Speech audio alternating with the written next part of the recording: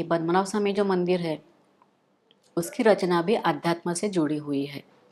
उसका प्राचीनत्व बहुत है। श्रीमद् भागवत में ऐसा उसका उल्लेख आया है या जिक्र किया गया है कि बलराम जब तीर्थ यात्रा पे निकले थे तब उन्होंने वहाँ के पवित्र कुंड में स्नान किया था।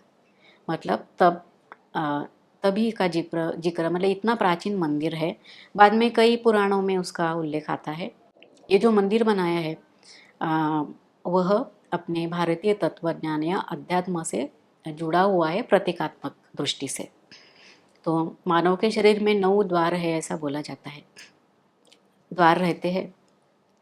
उसी तरह उस मंदिर में 9 प्रवेश द्वार है। बाद में यह जो विष्णु जी की भव्य मूर्ति है वो शेषशायी है। शेष पर उन्होंने लेटे हुए भगवान हम लोग वहाँ पे देख सकते हैं। बहुत ही भव्य और विशाल मूर्ति है वहाँ पे।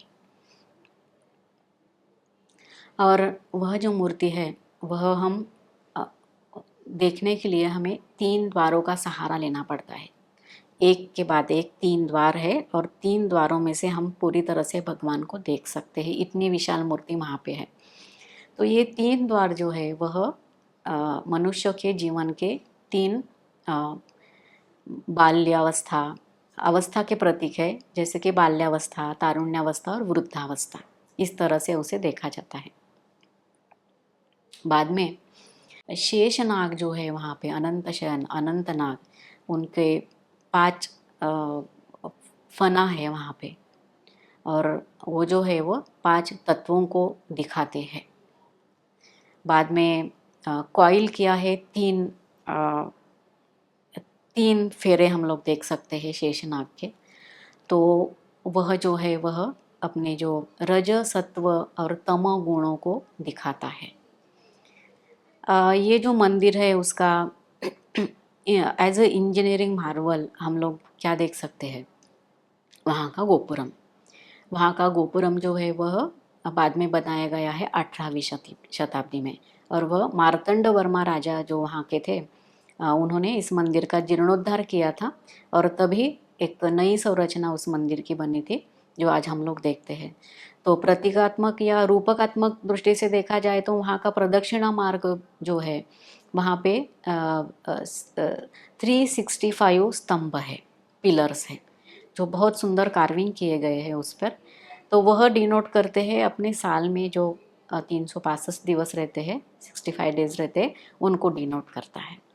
बाद में इंजीनियरिंग मार्वल मैं बताने जा रही थी आपको, तो वह है वहाँ का गोपुरम।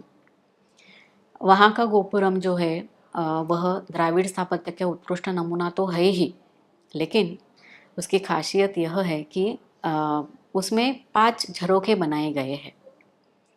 साल में 2 इक्विनॉक्स आते हैं, इक्विनॉक्स डेज जो समान समय का दिन और समान समय की रात होती है। ऐसे साल में 2 दिन आते हैं जिन्हें इक्विनॉक्स बोला जाता है। सिर्फ वो 2 दिनों में ही हमें उस झरोखे में, गोपुरम के झरोखे में उगता हुआ सूरज और ढलता हुआ सूरज दोनों का दर्शन होता है। तो ये सच में एक अजूबा है और 18वीं शताब्दी में राजा ने बनाया है। वह राजा की हिस्ट्री भी बहुत ही इंटरेस्टिंग है। एक्चुअली उनकी हिस्ट्री मैंने जब पढ़ी थी, इतिहास का अभ्यास किया था, तब बहुत प्रेरणा मिली थी और बाद में ये मंदिर का प्रोजेक्ट मैंने चालू किया था। तो बजट, ये जो संकल्पना है वह उन्होंने पहली बार लाई थी और उसमें भी उस समय उन्होंने धर्म और सुरक्षा, ये 2 जो रीज़न है उसके लिए अलग से बड़ा निधि निकाला था बजट में का। ये जो राजा थे वो बहुत ही निडर थे। वहाँ का संपत्ति का विषय बहुत ही प्रसिद्ध है, लेकिन ये मंदिर की प्राचीनता भी है इसलिए भक्त लोग वहाँ पे जाते हैं। तो लेकिन संपत्ति वहाँ पे इतनी क्यों जमा हुई, इसके बारे में एक रीज़न ये भी है कि राजा बहुत निडर थे और वहाँ पे ईस्ट इंडिया कंपनी जो डच लोगों की थी वो आई थी और उन्होंने उनका ये पॉलिसी थी कि मार्तंड वर्मा जब राज्य कर रहे थे तो उनके इर्द गिर्द जो थे छोटे छोटे राज्य थे जो चेर डायनेस्टी के ही थे, लेकिन वो डिवाइड हुए थे।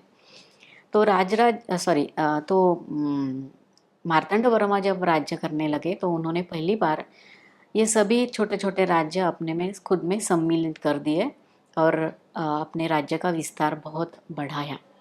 उसके बाद में ईस्ट इंडिया कंपनी जो थी वह व्यापार करने के लिए आई थी, ऐसा उनका कहना था, और व्यापार के बहाने वह राज्यों को सुरक्षा भी देती थी।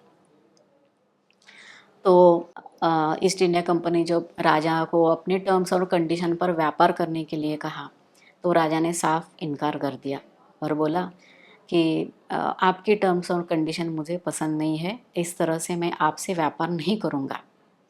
तो ईस्ट इंडिया कंपनी ने उन्हें बोला ठीक है, तो हम आप पर आक्रमण करेंगे, आपसे युद्ध करेंगे। राजा ने शांति से जवाब दिया था कि हम भी यूरोप पर आक्रमण की विचार में है। इस तरह से वह राजा बहुत निडर था और उन्होंने अपने ही हाथ में व्यापार रखा था और इसलिए आर्थिक दृष्टि से बहुत ही सक्षम ऐसा राज्य उन्होंने बनाया था उस तब के ज़माने में।